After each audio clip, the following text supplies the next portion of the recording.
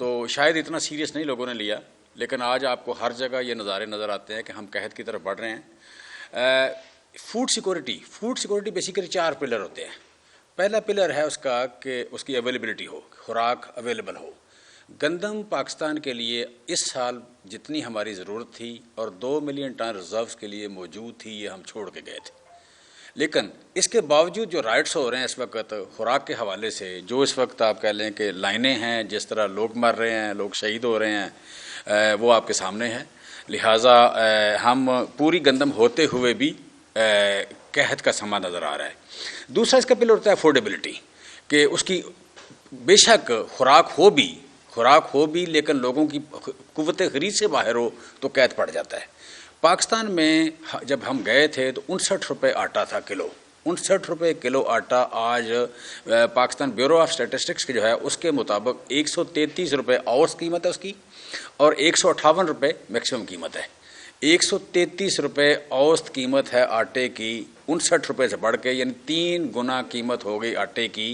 वजह ये हुई कि पाकिस्तान में हमेशा से 90% 95% गंदम लोकल होती है, 5 से 8% 9% गंदम इम्पोर्टेड होती है। पाकिस्तान के किसान ने गवर्नमेंट से गंदम खरीदी, पाकिस्तान के गवर्नमेंट ने गंदम खरीदी किसान से 2200 रुपये की, और हमेशा गंदम में या आटे में गवर्नमेंट सब्सिडी देती है। लेकिन इस गवर्नमेंट ने एक फ्रॉड किया कि 2200 रुपये वाली गंदम जो है ये 3900 रुपये की कर दी। 3900 रुपये की कर दी, इसलिए आज 158 रुपये या 133 रुपये किलो रेट है, सीधा 59 रुपये से बढ़ के। और साथ तीसरी बात इसमें होती है डिस्ट्रीब्यूशन में हमेशा आप कह लें कि आपने मार्केट फोर्सेस के मुताबिक डिस्ट्रीब्यूशन करनी होती है। मार्केट फोर्सेस के मुताबिक डिस्ट्रीब्यूशन नहीं की गई, वहाँ एक सस्ती शोहरत का और फ्रॉड का या करप्शन का एक बंदोबस्त किया गया। उस बंदोबस्त में 73 अरब रुपए की सब्सिडी दे के लोगों को कहा गया कि हम सस्ता आटा दे रहे हैं। सस्ता आटा कहाँ से दे रहे हैं? एक तो सब्सिडी गवर्नमेंट से ले रहे हैं, दूसरा 2200 रुपये वाली गंदम जो है इस वक्त 15 करोड़ लोगों को मिल रही है 3900 रुपये की। 2200 की खरीदी गवर्नमेंट ने, 3900 रुपये की गवर्नमेंट बेच रही है। लिहाजा वहाँ एक सफ़ेद पोश को, lower middle class, upper class सारों के लिए यू कैन से 1700 रुपये मन गंदम महंगी कर दी गई। और दूसरा जो गरीब के लिए एक पैसे कुछ वहाँ से निकाले गए, दूसरा गवर्नमेंट के एक्सचेकर से 73 अरब रुपये निकाला गया। उस 73 अरब के साथ जिस तरह आटे की डिस्ट्रीब्यूशन हो रही है डीसी के थ्रू, ये इसमें कम से कम 25 अरब रुपये की दिहाड़ी लगेगी शहबाज स्पीड की और उसके सहूलतकारों की। शहबाज स्पीड और उसके सहूलतकार कम से कम 25 अरब रुपये का इसमें स्कैंडल आएगा। ये आप देख लेना, इसमें आटा मिलेगा थोड़ा, कागज़ों में ज़्यादा होगा, लोग मरेंगे, ज़्यादा से ज़्यादा टीवी पे खबरें आएंगी, शोहरत होगी कि फ़लाँ जगह पे आटा तकसीम हो रहा है। जहाँ कहीं शोर पड़ता है सारा शहर देखता है वहाँ भी आटा तकसीम हो रहा था। लगेगा ऐसे जैसे हर जगह आटा तकसीम हो रहा है, लेकिन किसी न किसी की जान की कीमत पे, किसी न किसी के ज़ख्मी होने की कीमत पे, किसी न किसी बड़ी लाइन, लंबी लाइन या किसी न किसी की ह्यूमिलेशन की कीमत पे वो एक मशहूरी होगी। और चौथी चीज़ है सेफ्टी, कि खुराक की फूड सिक्योरिटी की चौथा पिलर होता है सेफ्टी, कि खुराक सेफ हो। अब जो गंदम यूक्रेन से मंगवाई गई है, ये 4 साल पुरानी गंदम से जो कीड़ा भी जिसको लगा हुआ है और जिसको फंगस भी लगा हुआ है। फंगस वाली गंदम जहरीली होती है। फंगस वाली गंदम जो है, फंगस जब लगता है तो जहर पैदा हो जाता है, जहरीली होती है। वो अगर आप जानवरों को डालेंगे तो जानवर उस तरह मेडिसिन नहीं लेते, वो मर जाएंगे। अगर पोल्ट्री को डालेंगे मर जाएंगे, इंसानों को डालेंगे उनके मैदा खराब, वो खाएंगे, इंसान खाएंगे मैदा ख़राब हो जाएगा, लेकिन मेडिसिन खा के बच जाएंगे। लिहाजा वो 73 अरब करोड़ डॉलर की जो गंदम है वो भी इस वक्त इसमें खिलाई जा रही है। यू कैन से कि ये जो महंगी गंदम मंगवाई गई, एक खाई गंदम या जहरीली गंदम मंगवाई गई, वो भी दी जा रही है। और हम 3 स्कीमें देखते हैं 2008 के बाद शहबाज शरीफ की। एक बार सस्ती रोटी स्कीम आई थी, सस्ता आटा आया था, और तीसरी स्कीम आई है मुफ्त आटा। ये तीनों स्कीमों में पंजाब गवर्नमेंट या फेडरल गवर्नमेंट कर्जाई हुई, मकरूज हुई। तीनों स्कीमों में आप कह लें कि लंबी करप्शन हुई। सस्ती रोटी में भी 70 अरब का स्कैंडल था, 70 अरब रुपये का स्कैंडल था। मुफ्त आटे में कम से कम स्कैंडल 25 से 30 अरब का होगा, दूसरा वो गंदम का होगा। सो इसमें गवर्नमेंट की ये जो खुराक का जो कहत पैदा कर दिया है, या एक इतना बड़ा क्राइसिस पैदा हुआ है कि जिसमें सारी दुनिया देख रही है, सारी दुनिया देख रही है कि पाकिस्तान में आटा नहीं है। 23 करोड़ की आबादी, जो हम कहते थे कि हम बड़ी मार्केट हैं, हम मिडिल क्लास की मार्केट हैं, यहाँ पे यू कैन से कि दुनिया की चौथे या 5वें नंबर पे मिडिल क्लास थी बड़ी, उस मुल्क में लोग इन्वेस्टमेंट करने का सोच रहे थे, लोग टूरिज्म का सोच रहे थे, और हमने वहाँ बता दिया कि आटा भी इस मुल्क में अवेलेबल नहीं है। अब आप मुंह उठा के देख रहे हैं कि कोई इन्वेस्टर आएगा, कोई आपके साथ एंगेज करेगा। किसी को आपके साथ एंगेज करने की ज़रूरत क्या है, जहाँ 2-2 मील लंबी लाइनें लगी हों, जहाँ शहादतें हो रही हों आटे वालों की। सो पहला इसका नुकसान ये हुआ। दूसरा, हम देखते हैं कि जो महंगाई के हवाले से एक बहुत बड़ा इशू बना कि फूड इन्फ्लेशन हुई है 46%, 40% फूड इन्फ्लेशन हुई है। दो चीज़ें ऐसी होती हैं जो अवॉइड नहीं होती, एक फूड और दूसरा ट्रांसपोर्ट। ट्रांसपोर्ट की महंगाई हुई है इस महीने में 51%, ट्रांसपोर्ट की 51 और फूड की 46%। और इन दोनों की एवरेज ह्यूमन लाइफ में जो पाकिस्तान में वेटेज है वो है 41%। 41% जो हमारा एवरेज खर्च होता है, 41% खर्चा जो इन दो चीज़ों पे होता है, खुराक और ट्रांसपोर्ट पे। तो उसका आप कह लें कि इसका वेट इसका ये है। अब उन दोनों में महंगाई जब ज़्यादा हुई है तो गरीब आदमी जो है बिल्कुल उसके पास डिस्क्रिशनरी इनकम ख़त्म हो गई है, और वो ना कपड़ा ना दूसरा कोई चीज़ खरीद नहीं सकता, लिहाजा उससे वो एक्सपोज हो गया, गुर्बत की लकीर से गए हैं। अब इसमें ये कहेंगे कि पूरी दुनिया में ऐसा है। पूरी दुनिया में पिछले साल जो महंगाई थी, ग्लोबल महंगाई जो थी 8.8% थी और पाकिस्तान में 12% थी। पिछले साल दुनिया में 8.8, पाकिस्तान में 12। इस साल दुनिया में 6.6% महंगाई है, और हमारे यहाँ 33% होने जा रही है। एवरेज CPI आएगी वो 33% आएगी, और अगले साल दुनिया में महंगाई 4.4% आ रही है। दुनिया में 4.5% महंगाई आ रही है, और हमारे पास अगले साल की भी सारी खबरें बुरी हैं। एक भी खबर अगले साल भी हमारे पास अच्छी नहीं है। हम जब देखते हैं कि इसमें हुआ क्या है, इसमें यू कैन से कि मूडी कह रहा है कि आपकी 33% CPI आएगी। अच्छा, जब हम महंगाई का जिक्र करते हैं तो ये सारे मुंह खोल के, सारे मुंह पीड़ा करके या गुस्से वाला बना के, मुंह पे वट डाल के, तो हमें कहते हैं ये IMF की वजह से हुआ है। जो आपने IMF के साथ मुआहदा किया था, ये महंगाई उसकी वजह से हुई है। हम ज़रा देख लेते हैं। पहली बात, आटा 59 रुपये से चला गया 158 रुपये पे। इसमें IMF का क्या ताल्लुक है? 95% हमारी लोकल प्रोडक्शन है, 95% लोकल प्रोडक्शन है, और जितना आटा चाहिए था सवाए 18 लाख टन के, 2.80 करोड़ टन चाहिए था, 18 लाख टन सिर्फ इंपोर्ट करना था, बाकी सारा हम इनको दे के गए थे। ठीक है। अंडे 130 रुपये से चले गए 256 रुपये दर्जन, इनका IMF से क्या ताल्लुक हो सकता है? केला 119 रुपये दर्जन थी, 232 रुपये पे चला गया। दाल मूंग हम लोकल पैदा करते हैं, दाल चना लोकल पैदा करते हैं, 160 रुपये से 250 रुपये पे चली गई। अच्छा, टमाटर 100 रुपये से, हमारे दौर में 100 रुपये था, आजकल 90 रुपये। इस पे IMF का असर क्यों नहीं हो रहा भाई? ये IMF की बात नहीं मानता टमाटर। अच्छा, हम दूसरा देखते हैं, चीनी 86 रुपये सिर्फ 106 रुपये पे, थोड़ी महंगाई हुई है। क्या ये IMF की बात नहीं मानता? बेसिकली हम कमा ज़्यादा पैदा करके गए थे। अच्छा, वजह फिर अगली बात जो है, हमारे दौर में आप पाकिस्तान ब्यूरो ऑफ स्टेटिस्टिक्स की रिपोर्ट निकालें, हमारे दौर में 3.5 साल में पेरिशेबल मीन सब्जी एंड फ्रूट एंड सब्जी की 3.5 साल में जो महंगाई हुई, पता कितनी थी? 3%। 3.5 साल में 3%। और इससे एक साल में पता कितनी हुई है? 66%। 66%। मतलब जो केला लगा हुआ है, जो टमाटर क्या नाम है वहाँ, टमाटर लगा हुआ है, आलू उग रहा है, प्याज है, इसका IMF से क्या ताल्लुक है? IMF क्या टमाटर को कहता है कि भाई आपने महंगा होना है? ठीक है। या मतलब प्याज को कहता है, या आलू को कहता है? आलू पिछले साल क्यों सस्ता था? हमने 35% आलू की पैदावार बढ़ाई, सब्जियों की 35% पैदावार हमने बढ़ाई। हमने इसी तरह बाकी मतलब दुनिया में 8 फसलों में हम सेकंड हाईएस्ट ग्रोथ थी हमारी, 8 फसलों में सेकंड हाईएस्ट ग्रोथ थी हमारी। अच्छा, अगली हम बात करते हैं तो इन हालात में मुझे मियां नवाज शरीफ की प्रेस कॉन्फ्रेंस याद आ रही है। मियां नवाज शरीफ ने कल प्रेस कॉन्फ्रेंस परसों की है, तो उन्होंने बड़ा मुंह मोटा करके कहा कि अगर ये फुल बेंच ना बना तो डॉलर 500 रुपये का हो जाएगा। मियाँ साहब के बहुत डॉलर है, हमें पता है। मरीम के पास भी बहुत हैं, इसाक डार के पास भी बहुत हैं, शहबाज शरीफ के पास, जरदारी के पास, सारों के पास बहुत डॉलर हैं। इनकी खाश तो ये हो सकती है, बल्कि यकीनन होगी। और दूसरा, वो जो डॉलर के साथ हुआ है 180 रुपये पे से उठ के 285 रुपये पे चला गया है, और आगे मियाँ साहब खुशखबरी सुना रहे हैं कौम को कि ये 500 का हो जाएगा, क्योंकि सुप्रीम कोर्ट ने हमारी मर्जी का फैसला नहीं करना, क्योंकि सुप्रीम कोर्ट आइन के साथ खड़ा है, कानून के साथ खड़ा है, इसलिए 500 का हो जाना है। मियाँ साहब आपको खबर दे रहे हैं कि हम इतने नालायक हैं कि हमने जो पहले किया ये बहुत थोड़ा है, हम आपके साथ इससे ज़्यादा करने को जा रहे हैं, लेकिन इसमें हमारा कसूर नहीं होगा, कसूर किसी और का होगा।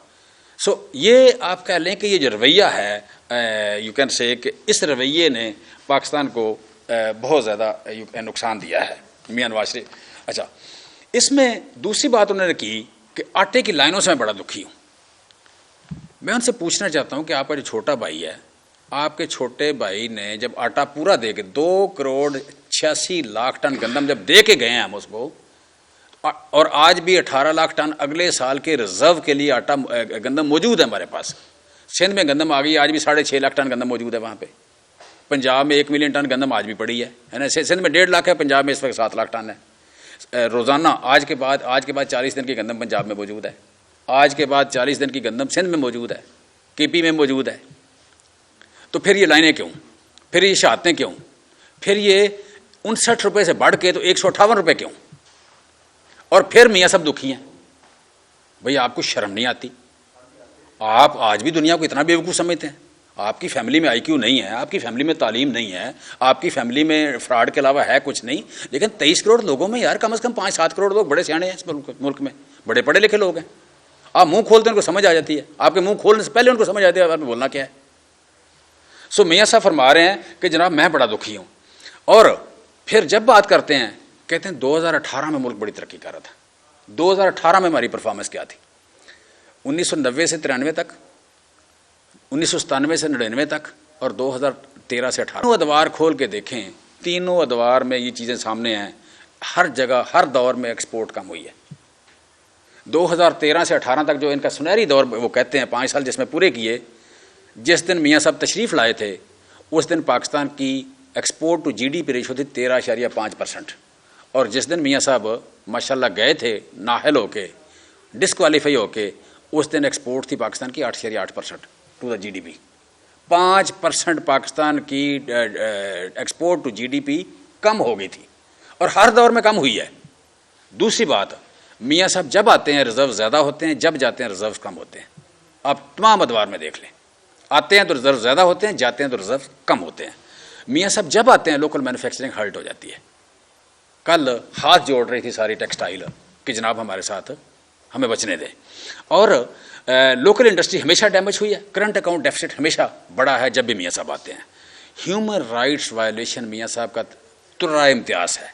वो लोगों को हथकड़ियाँ लगवाएं, वो पुलिस मुकाबले करवाएं, वो लोगों के घरों पे अटैक करें, या पंजाब जैसे सूबे में, लाहौर जैसे शहर में लोगों को मिसिंग पर्सन कर दें। ये कभी किसी पॉलिटिकल गवर्नमेंट में दौर में नहीं हुआ था कि लोग मिसिंग पर्सन हो जाएं। ये पहली बार आपका 75 सालों में हुआ है कि बाकायदा बगैर किसी अभी क्या नाम है मशवानी वापस आया, कहीं केस ही कोई नहीं है। किसने गिरफ्तार किया? कोई सामने नहीं आया।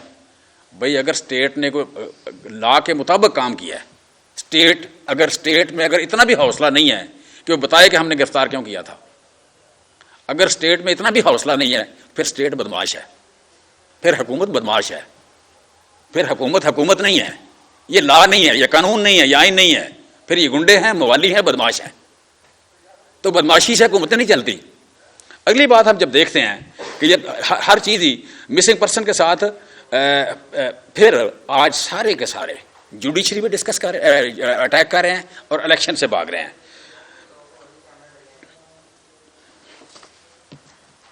फिर हम जब इनको देखते हैं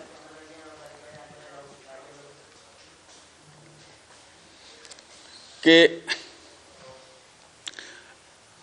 ये बार बार पूछते हैं कि तबाही 11 महीनों में तो नहीं हुई, बार बार पूछते हैं कि 11 महीनों में तबाही नहीं हुई, ये इमरान खान खराबी कर गया था इसलिए तबाही हुई है। सिर्फ 2 फिगरें आप देख लें तो आपको तबाही की समझ आ जाएगी। सिर्फ 2 फिगरें। पहली फिगर ये, टेक्सटाइल की एक्सपोर्ट 29% कम हुई है। टेक्सटाइल की एक्सपोर्ट 29% कम हुई है।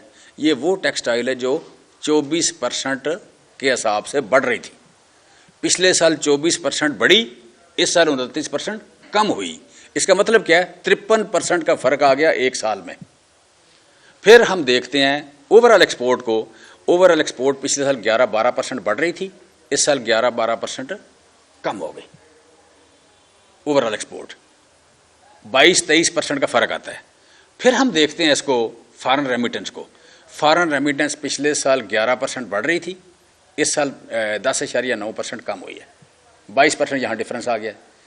आपकी 63 अरब डॉलर की इनकम थी एक्सपोर्ट से और फॉरेन रेमिटेंस से। 63 अरब डॉलर की जो आपकी इनकम थी उसमें 25% डाउनफॉल आ गया। ये बनेगा तकरीबन 15 अरब रुपया, 15 अरब डॉलर। जब 15 अरब डॉलर आपकी इनकम से कम हो गए तो फिर आपने बैगिंग करनी नहीं है, तो और करना क्या है? फिर यू आर नॉट चूज़र। फिर आप बैगिंग करें, जहाँ जाएं लोग आपकी शक्ल पे लिखा हुआ देखेंगे भिखारी आ गए हैं, ये मंगते आ गए हैं, लोग आपसे सलाम ना लें, लोग आपके पास ना खड़े हों, आप जिसका हाथ पकड़े हुए जोकरों की तरह खड़े रहें, छोड़े ना, और यहाँ पे आके पाकिस्तान को भाषण दें। मियाँ अपना आपके वज़ीर आज़म ने जो तकरीर की है कल, ऐसे लगता है ये आप कह लें कि अपोजिशन लीडर तकरीर कर रहे हैं, और सारा टब्बर अपोजिशन बने हुए। मरियम नवाज अपोजिशन लीडर है, नवाज शरीफ अपोजिशन लीडर है, सारे वज़रा अपोजिशन लीडर हैं, और वज़ीर आज़म, सिटिंग वज़ीर आज़म अपोजिशन लीडर की तकरीर करते हैं।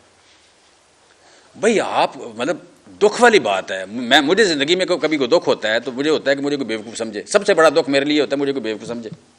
भाई 23 करोड़ लोग हैं, आप इतना बेवकूफ़ समझते हैं इनको कि आप हुकूमत कर रहे हैं, सारे हर जगह आपकी हुकूमत है, और आप कह रहे हैं लीडर, आप कह रहे हैं जिम्मेदार किसी और को ठहरा रहे हैं। मतलब हमें तो डर आता है कि अपने बच्चों के जिम्मेदार ना हमें ठहरा दें। वाकई हमें डर आता है कि जो कुछ ये कर रहे हैं, और फिर आइन और कानून जो है उससे ये भाग रहे हैं, उससे भाग रहे हैं। और यू कैन से कि जब आइन और कानून से हट के रिगिंग की बात करें, फ्री एंड फेयर इलेक्शन की बात करें, ये चूज चलाकियाँ हर चीज़ कर रहे हैं, लेकिन जो काम करने वाला है उस तरफ ये बिल्कुल नहीं जा रहे। सो हम बेसिकली अगली बात जो मैं करना चाह रहा हूँ बड़ी इंपॉर्टेंट जो है वो ये है कि किसान के साथ इन्होंने बड़ी ज्यादती की है। जो मैं कैद की तरफ बढ़ने की बात कर रहा था वो आखिर में मैं क्लोज उसके इस तरह करता हूँ कि अभी तक जितनी फसलें आई हैं सारी की पैदावार कम है। चीनी कम पैदा हुई है, राइस कम पैदा हुई है, काटन कम पैदा हुई है, और मकई कम पैदा हुई है, फ्रूट्स एंड वेजिटेबल कम पैदा हुई है। जब हर चीज़ कम पैदा हुई है उसकी वजह 3 चीज़ें थी जहाँ पे मेजर सब्सिडी दी जाती थी। एक DAP अपना फास्फोरस खाद पे, पोटाश खाद पे दी जाती थी। डीजल हमेशा पाकिस्तान की तारीख में सस्ता होता था। डीजल हमेशा पाकिस्तान की तारीख में पेट्रोल से सस्ता होता था। वजह कि ट्रांसपोर्ट वजीर गरीब आदमी का तल्लक है और ट्रांसपोर्ट से किसान का तल्लक है, और ना डीजल के साथ तल्लक है ट्रांसपोर्ट का, इंडस्ट्री का और ज़राअत का। और ये तीनों आपके प्रोडक्शन सेंटर हैं, ये तीनों आपके प्रोडक्शन सेंटर हैं। इंडस्ट्री भी आपका प्रोडक्शन सेंटर है, ज़राअत भी आपका प्रोडक्शन सेंटर है, और ट्रांसपोर्ट जो है उसको फैसिलिटेट करती है, ज़राअत को भी और इंडस्ट्री को भी। तो जो चीज़ फैसिलिटेट करती है इन तीनों चीज़ों पे डीजल खर्च होता है, तो डीजल हमेशा पेट्रोल से सस्ता दिया जाता था। आज जब से ये आए हैं डीजल पेट्रोल से महंगा दिया जा रहा है। उसकी सब्सिडी 140 रुपये वाला, 143 रुपये वाला डीजल जो है वो 300 रुपये का हो गया। तो आज ज़राअत इस काबिल नहीं रही। फिर खाद पे सब्सिडी ख़त्म हो गई। फिर ट्यूबवेल हम देते थे 5 रुपये का यूनिट, बिजली के ट्यूबवेल का बिल ले लेते थे 5 रुपये यूनिट। हम जब छोड़ के आ रहे थे गवर्नमेंट उस वक्त हमारा 8.5 रुपये रेट था। आज ये रेट चला गया, सारी सब्सिडी वापस ले ली। आज मैं रेट की 25 रुपये से ज़्यादा, कहीं 25 रुपये के लगभग इसका रेट है। जो जब आपने कास्ट ऑफ प्रोडक्शन उसकी बढ़ा दी, तो उसने DAP नहीं डाली, उसने फास्फोरस खाद नहीं डाली, उसने पूरी ज़मीन तैयार नहीं की, तो अगले साल मुझे सामने नज़र आ रहा है कि 4 मिलियन टन गंदम आपकी ज़रूरत से कम होगी। और 4 मिलियन टन गंदम मंगवाने के लिए आपको $1.5 अरब चाहिए। $1.5 अरब आपके पास डॉलर तो है नहीं। हो सकता है 4 मिलियन डॉलर से भी टन से भी ज़्यादा बढ़ जाए, 5 मिलियन टन बढ़ जाए, और तकरीबन 1.5 से 2 अरब डॉलर, 1.5 से 2 अरब डॉलर की अगर गंदम मंगवाना पड़ती है, 5-5.5 अरब डॉलर का पहले आप तेल मंगवाते हैं, खाने का तेल मंगवाते हैं, घी मंगवाते हैं, और बाकी भी चीज़ें आपको मंगवाना पड़ें, तो फिर आपके पास तो ये डॉलर नहीं है। जब नहीं है, पैसे भी आपके पास नहीं हैं, और अपनी खुराक भी आप पैदा नहीं कर रहे, किसान के खेत आपने उजाड़ दिए, तो फिर मैं जो बार बार बात कर रहा हूँ कि हम स्टारवेशन की तरफ बढ़ रहे हैं, कैद की तरफ बढ़ रहे हैं, उसकी बुनियादी वजह यह है। और दूसरा इसके साथ एक तो ये कि उसकी सब्सिडी ख़त्म की, दूसरा इस मुल्क में बड़ा जुल्म हुआ है, इस मुल्क में बड़ा जुल्म हुआ है। हमारे पास 2.25 करोड़ एकड़ गंदम है, 2.5 बोरियां या 3 बोरियां गंदम की डालते हैं वो, तकरीबन 60 लाख टन 60 लाख बोरी, अपना 6 करोड़ बोरी, 6 करोड़ बोरी यूरिया पड़ती है गंदम को। 21-22 रुपये रेट था, किसान ने 3,000 की ली है। 1,000 रुपया उसे एक्स्ट्रा देना पड़ा है फी बोरी गंदम का। 60 अरब रुपया उसकी जेब से निकल गया है। 60 अरब उसकी जेब से क्यों निकला है? कि हमने खाद स्मगल कर दी थी, हमने खाद स्मगल कर दी थी, बॉर्डर से पार भेज दी थी। पाकिस्तान में हम सस्ती गैस देते हैं, लिहाजा सस्ती मिलती है। पाकिस्तान में जो यूरिया 2,000 या 2,200 रुपये की है, बाहर वो 7,000 रुपये की है। बॉर्डर पार करती है 7,000 की हो जाती है। सो मैं गवर्नमेंट से और गवर्नमेंट के सहूलतकारों से और उन लोगों से जिनकी बॉर्डरों की जिम्मेदारी है, उनको मैं कहना चाहता हूँ कि सर, हमें पता है कि आपने खाद स्मगल की थी, जिसकी कीमत किसानों ने 60 रुपये ज़्यादा दी है। उसका इम्पैक्ट हमारी पैदावार पे ज़रूर आना है, लिहाजा उसका इम्पैक्ट कंज्यूमर पे भी आना है, उसका इम्पैक्ट कहत पे भी आना है। और फिर यू कैन से ये करके अब जो मैं क्लोजिंग करूँगा, मैं समझता हूँ कि बार बार जो बात कर रहे हैं कि सुप्रीम कोर्ट का फैसला हम नहीं मानेंगे। भाई आप होते कौन हो? आपके औकात ये है कि आपकी शक्लों पे नहूसत लिखी हुई है, आपकी तभी उम्र पूरी हो गई, एज पार्टी आपकी तभी उम्र पूरी हो चुकी है, आपको पता होना चाहिए। ये चार डिवीजन्स का जो अभी सर्वे आया है, 4 डिवीजन के सर्वे में इनके पास कितनी सीटें हैं? मतलब पूरे पिंडी डिवीजन में 1 सीट है, पूरे आप कह रहे फैसला अपना सरगोदा डिवीजन में 3 सीटें हैं, गुजरांवाला डिवीजन सबसे बड़ा डिवीजन 13 सीटें हैं वहाँ पे।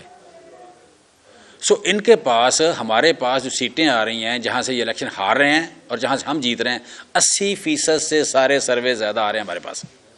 और पीपल्स पार्टी वाले जो दरमियानी आवाज़ में बोलते हैं, उनके पास पूरे पंजाब में 1 सीट है। सो ये मुल्क बना था वोट से, ये ना किसी के अब्बा जी ने खरीदा था, ना किसी के अब्बा जी ने फतह किया था, ना किसी के बाप का है, ना किसी के दादा का है। जो कहते हैं हमारा दादा अमीर है, वो दातरी रंबे बनाया करता था। हमें पूरा पता है कौन कितने पानी में था। ये कायदे आज़म ने बनाया था, इस मुल्क के अवाम ने बनाया था, वोट की ताकत से बना था। वोट ही इसका चलन है, वोट से ही चलेगा ये। लिहाजा फ्री एंड फेयर इलेक्शन पे आएँ। जो गवर्नेंस आपने देनी थी, 2-2, 3-3 गुना महंगाई हो गई, फूड लोगों को अवेलेबल नहीं है, फूड राइट्स हो रहे हैं, कैद की तरफ हम बढ़ रहे हैं, नौकरियाँ चली गई, इंडस्ट्री बंद हो गई। आपको शर्म नहीं आती यहाँ बैठे हुए? आप इतनी डिटाई से बाहर आके बैठ जाते हैं, आगे बताते हैं कि हमने इसको कंटिन्यू करना है। भाई कंटिन्यू करने की कोई ऐसा बंदा करे जो कहे जी मैं खुशहाली लेके आया हूँ, मैं पाकिस्तान को आगे लेके जा रहा हूँ, ये कर रहा हूँ, वो भी आइन के खिलाफ नहीं जा सकता। मेरे घर में कोई बंदा आए कि मैं आपका घर आपसे बेहतर चला सकता हूँ, फिर भी मैं उसे इजाज़त नहीं दूँगा अपने घर में आने की। मेरी फैक्ट्री मुझे आके कहे कि चीमा साहब मैं आपकी फैक्ट्री आपसे बेहतर चला सकता हूँ, मैं चलाता हूँ, मैं उसे चलाने की इजाज़त मेरी इजाज़त के साथ आए, मेरा मुलाजम बन के आए तो आए, मैं उसे इजाज़त दूँ तो आए, वरना क्यों भाई? लेकिन जिन लोगों को मुझे पता है कि फैक्ट्री में चोरी करते हैं, जिन लोगों को पता है घर में चोरी करते हैं, चोर आके, डाकू आके मेरे घर में या मेरी फैक्ट्री में बैठ जाएं और इसरार करें कि जनाब आपका भला इसी में है, सर हम आपको चोर और डाकू समझते हैं। और इस मुल्क का 95% तबका आपको चोर और डाकू समझता है। 95% लोग आज सर्वे करा लें, मुझे 5% लोग ला दें जो मियां नवाज शरीफ को ईमानदार कह दें, मुझे 5% लोग पैदा कर दें जो जरदारी को ईमानदार कह दें, मुझे 5% लोग सामने मेरे ला दें किसी भी सर्वे में जो फजल रहमान को ईमानदार कह दें, या इन चारों को मिलकर कह दें। 5% ला, सिर्फ 5%। अगर आपको 95% लोग चोर और बेईमान समझते हैं, डाकू समझते हैं, तो फिर आप मेरे घर पर ज़बरदस्ती हुकूमत क्यों करना चाह रहे हैं? फ्री एंड फेयर इलेक्शन में जाएं। हम भूख के हाथों मरना नहीं चाहते, हमने बड़े शौक से मुल्क बनाया था, हमारा मुल्क है, आज़ादी तब बरकरार रहेगी। Thank you very much.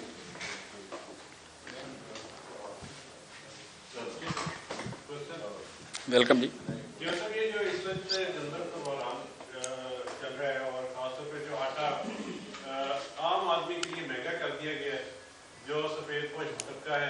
उससे जो सब्सिडी थोड़ी बहुत दी भी जा रही थी वो खत्म कर दी गई है, और जो मुफ्त आटा है वो बगैर किसी मैकेनिज्म के जो है वो दिया जा रहा है, लोग लाइनों में लग के जेब मार रहे हैं।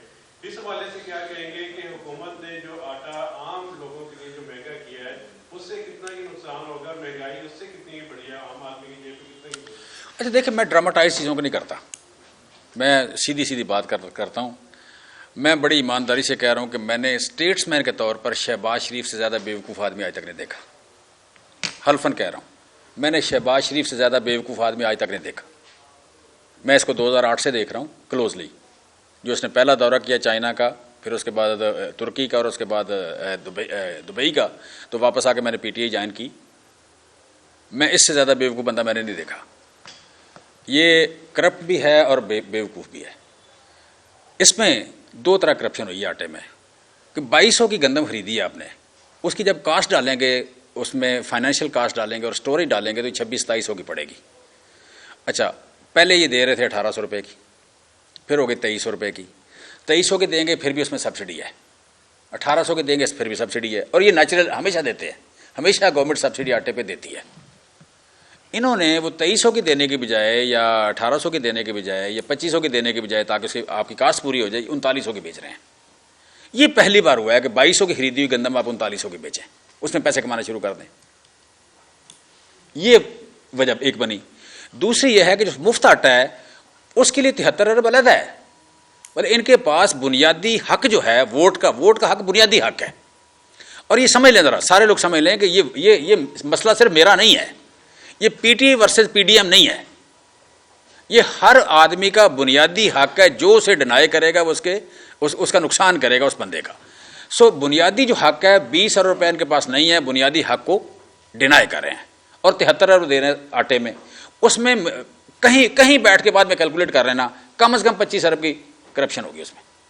और साथ वो समझते हैं सस्ती शोहरत आ रही है। बस सस्ती शोहरत क्या कि आपको भाई आपका दुखी हो गया वहाँ बैठा हुआ बेचारा लाइनें देख के। इस वक्त तक 19 शहादतें हो चुकी हैं, इस वक्त तक हज़ारों लोग जख्मी हो चुके हैं। और इस वक्त ये है कि औरतें और मर्द दिहाड़ी छोड़ के वहाँ जाके लाइन में खड़े हो जाते हैं। जितने लोग खड़े होते हैं उसमें चौथा हिस्सा का नाम होता है, 3 हिस्सों का नाम नहीं होता। जब लाइन में सुबह से बंदा खड़ा आ रहा है, जब उसकी 4 बजे बारी आती है, उसे कहता है कि आपका नाम इसमें नहीं है, वो गले पड़ जाता है। जब वो बोलता है आगे से, उसे कोई डंडा मार देता है, कोई उसको मतलब पकड़ता देता है, पुलिस साथ खड़ी होती है, वहाँ राइट शुरू हो जाते हैं। फिर जैसे जैसे लोगों को पीछे खड़े जितनों को शक है कि हमारा नाम शायद नहीं होगा, वो भी गले पड़ जाते हैं। सो हर रोज़ लोग मर भी रहे हैं, हर रोज़ लोग जख्मी भी हो रहे हैं। और वो आटा कुछ लोग ला के बेचते हैं, इस वक्त तंदूरों पे सारा वही आटा पड़ा हुआ है। मतलब कुछ लोग ला के बेचते हैं, जो मतलब ताकतवर होते हैं बेचते हैं, औरतें नीचे आ जाती हैं, बूढ़े नीचे आ जाते हैं, बच्चे नीचे कुछ चले जाते हैं आके। सो एक छीना चपटी का केस चल रहा है।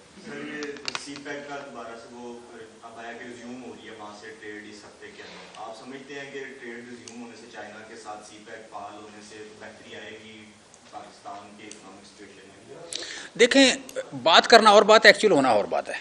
आपको पता है कि पाकिस्तान का सबसे बड़ा लेंडर कौन है? पाकिस्तान के पास सबसे ज़्यादा कर्जा चाइना का है, तकरीबन 1/3।